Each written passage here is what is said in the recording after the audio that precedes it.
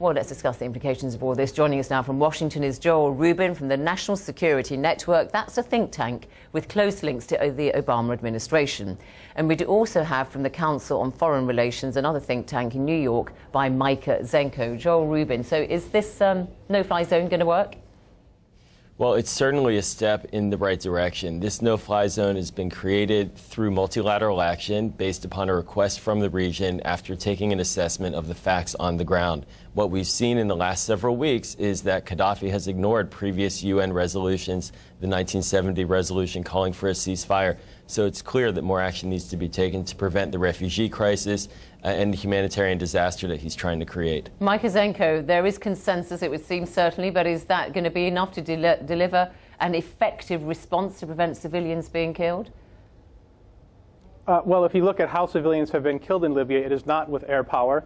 And if you look at what the air power attacks have been, they're primarily against masked rebel forces, against ammunition depots and military barracks where rebels are located. Gaddafi is not killing people with air power. And if you look at the history of no-fly zones, whether in Bosnia from 1992 to 95 or Iraq from 91 to 2003, they do nothing to protect civilians on the ground. What they do is remove one tactic of oppression from Gaddafi's quiver, but it will do nothing to stop him from killing civilians, continually killing them with tanks, armor, long-range rocket forces, and other assorted ground operations. So just very quickly, Micah, what was the point then of the resolution in your view if it's not going to actually do any of that?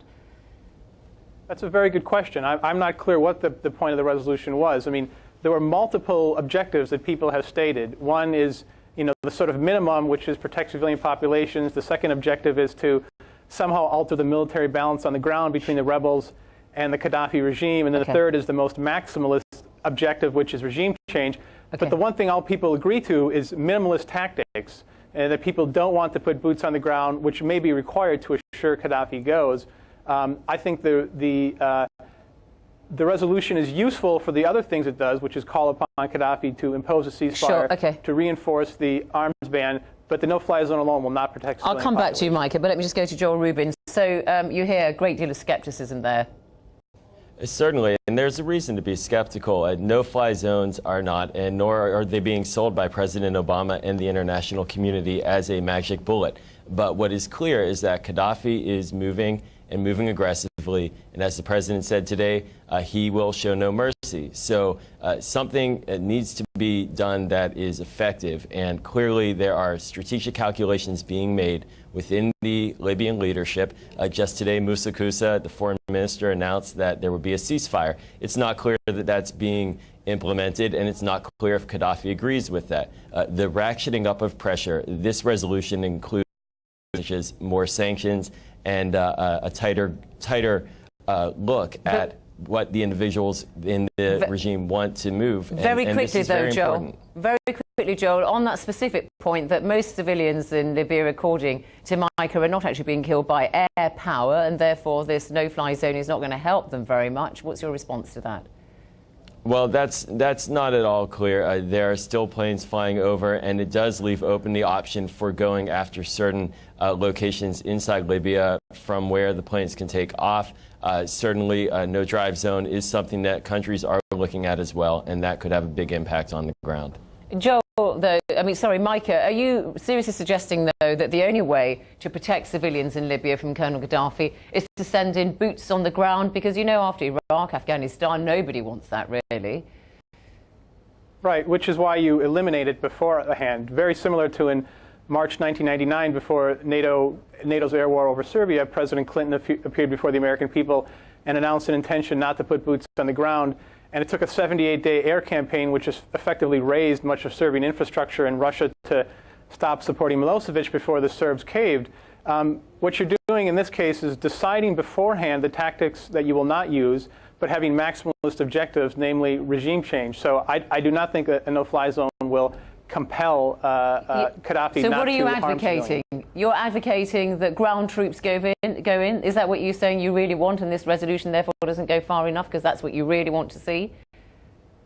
No, what I want is the international community to be, and President Obama in particular, to be explicit about what the intended end state is.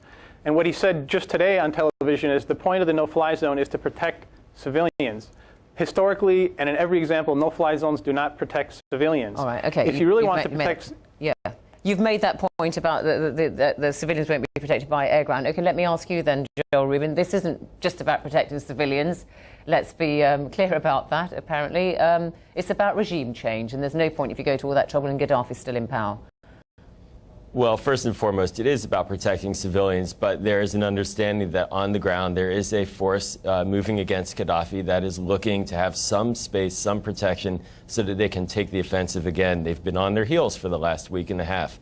So this is a move to create that space. It's not a move to put American boots or international boots on the ground, but certainly there's a belief at some level that this will enable the forces on the ground that are fighting Gaddafi to succeed. Okay, final word to you, Micah.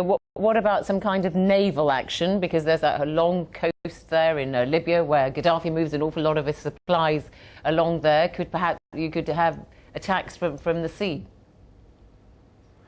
Sure, you could have attacks from anywhere. But the real question is, it's 1,000 kilometers from Benghazi to Tripoli.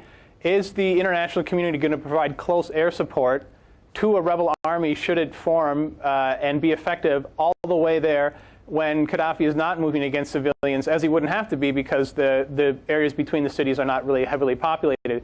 So that all these tactics are potentially useful, but there's no consensus agreement about which ones will actually be used, only which ones won't be used. Okay, gentlemen, Micah Zenko in New York and Joel Rubin in Washington, thank you.